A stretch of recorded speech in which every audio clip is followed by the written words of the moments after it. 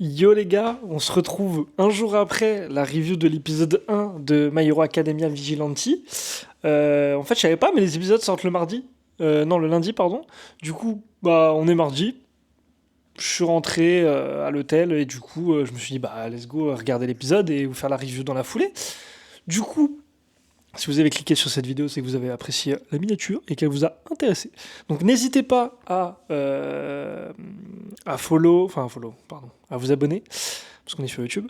Donc n'hésitez pas à vous abonner les gars, lâcher un petit like, un petit commentaire. N'hésitez pas aussi, ce qui est très important dans ces vidéos, enfin dans les vidéos pour que moi ça m'aide beaucoup pour la chaîne, c'est que le watch time soit élevé. Donc c'est-à-dire il faut que vous regardiez le plus possible la vidéo dans son entièreté. Donc n'hésitez pas, même à la laisser en fond, hein, quitte si au bout d'un moment ça vous intéresse plus ce que je dis, mais au moins comme ça, moi ça m'aide beaucoup à faire connaître cette chaîne. Donc on se retrouve toujours avec mon petit micro, ça va devenir ma marque de fabrique sur les reviews, je crois bien. Et on va parler du coup de l'épisode 2 de My Hero Academia Vigilante, dans lequel, avec l'épisode 1, on s'était laissé sur un potentiel fight entre Eraserhead, du coup, qui apparaît dans Vigilante, contre Knuckle, je sais plus quoi, bref, le daron avec les points américains, enfin le chef, le patron, comme ils disent. Et du coup, tu te dis, bah, putain, déjà, ça se fait contre Eraserhead et tout, machin. Bon, comme je l'avais prédit, évidemment, Knuckle, machin, Knuckle, je sais plus c'est quoi son nom, bref. On va l'appeler Knuckle, ce sera plus simple. Donc Knuckle, évidemment, n'a pas d'alter, c'est un sans alter. Du coup, Eraserhead le comprend bien pendant le fight, parce qu'il active son pouvoir, mais ça ne change rien au fight. Et donc, voilà, bon, rien d'exceptionnel dans le fight. Mais sympathique quand même de voir Eraserhead. Pour au final, du coup, qu'ils lui disent, qu'ils disent à Knuckle, bon bah du coup t'as pas utilisé de pouvoir parce que t'en as pas, donc tu l'as pas utilisé en dehors, donc t'es pas un vilain. T'as pas fait d'infraction pour l'instant, donc je te laisse tranquille. Mais fais gaffe à toi. Et au final, en se barrant, il appelle quand même les keufs.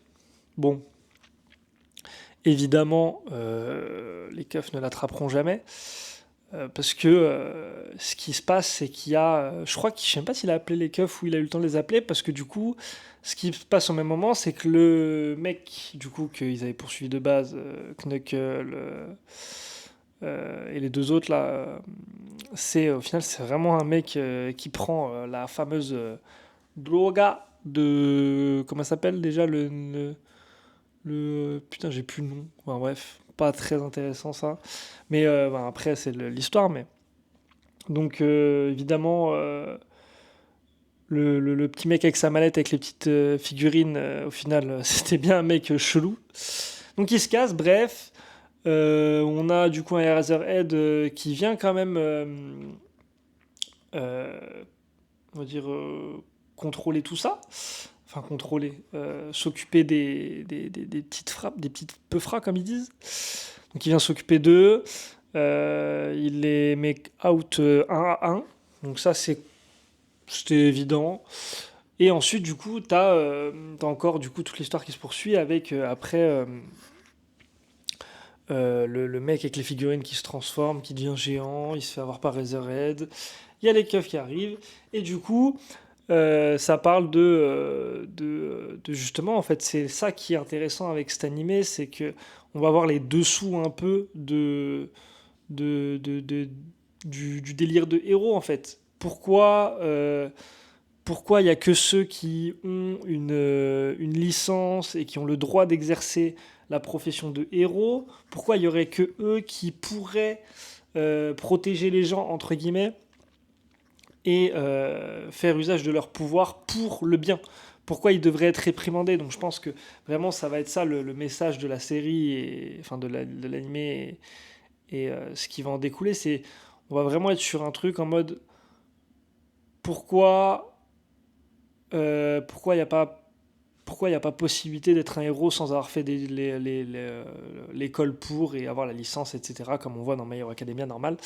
Donc ça peut être un point intéressant à suivre, en sachant que du coup, Eraserhead est quand même très contre l'avis de Knuckle, parce que Knuckle, en gros, il parle un peu avec Knuckle, à un moment il lui dit Il lui dit ouais, mais du coup tu peux pas arrêter les gens tant qu'ils ont rien fait. Et Knuckle il dit ouais, mais moi mon but c'est justement de les arrêter avant qu'ils fassent quelque chose de mal. Parce que tu et en soi ça se tient. Parce que le propos, c'est le même. En vrai, c'est un propos de société, en vrai.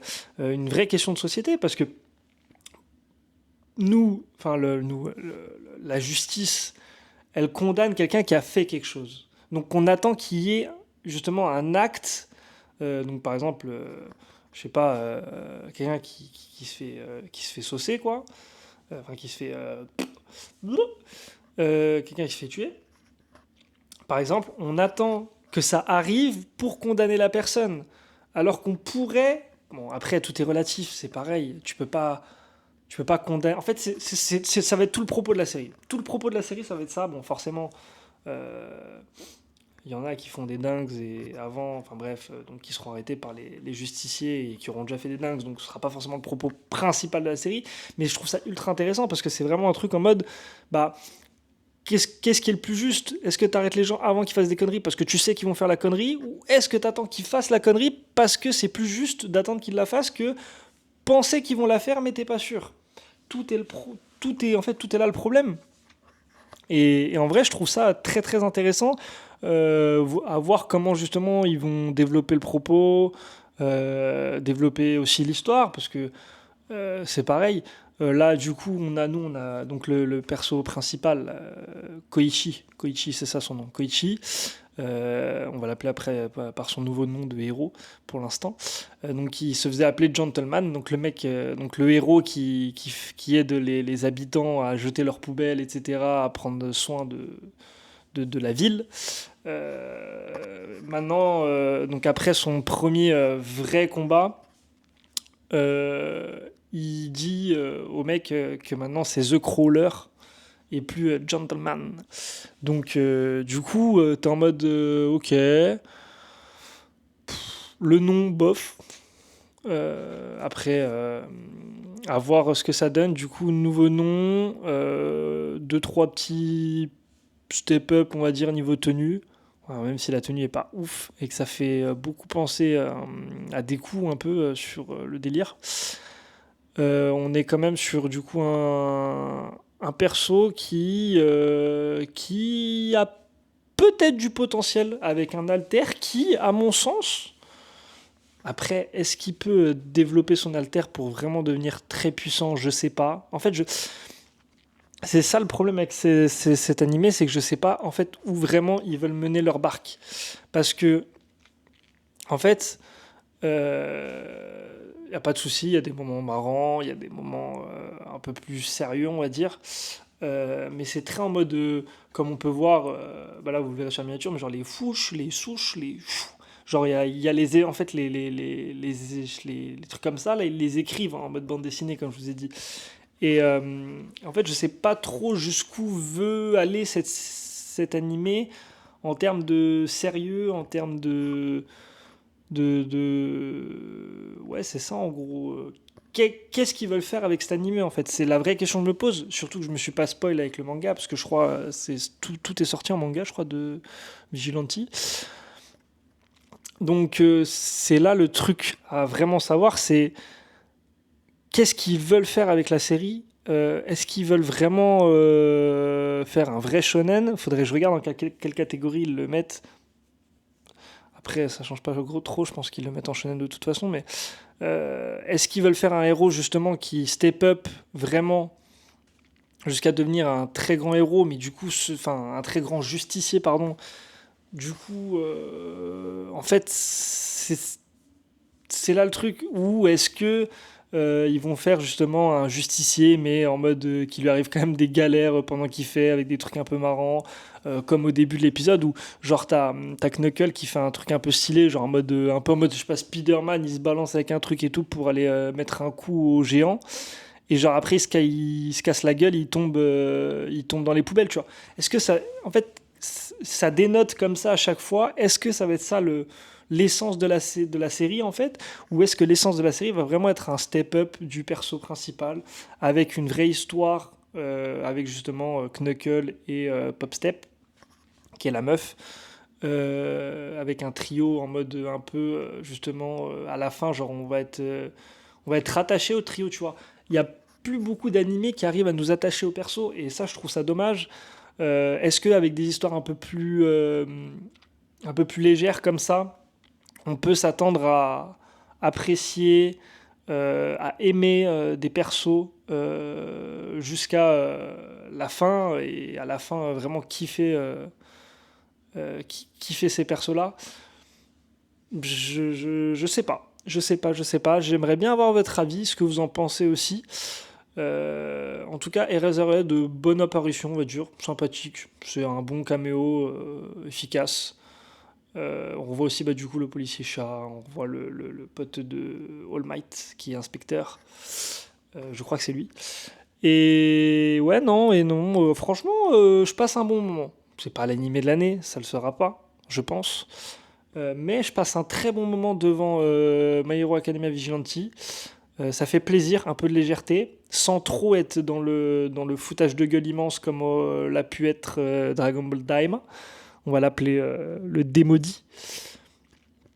Mais non, je trouve ça très intéressant et franchement, pour le coup, très bon taf, surtout au niveau du style. Comme je le dis, je pense que c'est la grande force de My Hero Academia Vigilante, c'est le style graphique de l'animé et la DA. C'est vraiment ce qui apporte un très gros plus à l'animé et je pense qu'il peut l'emmener bien loin quand même. Si tant est que l'histoire continue, enfin devienne plus intéressante et continue, on va dire, dans cette bonne lancée pour l'instant. À voir ce que ça devient. Après, est-ce que ça va pas devenir un truc un peu comme à la Arrow, la série Arrow, hein, avec Arrow, le héros, en mode où chaque épisode, en fait, il arrête un méchant et à la fin, il y a un gros méchant et genre ça parle un peu de lui dans chaque épisode. En vrai, je pense que ça prend cette direction-là, un peu la direction de comment est faite une série américaine, un peu à la DC, c'est comme les séries DC en fait, où genre c'est un peu fleuve. Chaque épisode est un peu différent. Chaque épisode se suit pas forcément, enfin ils se suivent mais sans vraiment trop se suivre avec un arc complet sur le truc, juste plein de petits trucs, plein de petites histoires mis bout à bout qui font que et à la fin t'as le boss en fait de tout le truc, donc par exemple celui qui vend la droga, euh, je pense que contre qui ils vont se fight à la fin. Je pense que c'est un peu, ouais, je pense qu'ils sont partis plus sur un délire série américaine dans dans le fil un peu de la série. Et c'est pas pour me déplaire. En général, j'aime bien les choses comme ça. Et donc, si c'est comme ça peut être pas mal. Mais donc, au revoir Gentleman et bonjour The Crawler. On verra ce que ça donne. À voir si le nom j'accroche au fil des épisodes ou pas. Pour l'instant, bon, j'aime pas de ouf. À voir. En tout cas, sur ce, les gars, moi je vous laisse. Et dites-moi si vous aimez mes vidéos. N'hésitez pas, encore une fois, je vous le dis, à liker, à vous abonner. Ça m'aide beaucoup. Merci beaucoup. Lâchez un petit commentaire pour me dire ce que vous en avez pensé. Et moi, sur ce, les gars, je vous laisse. Ciao.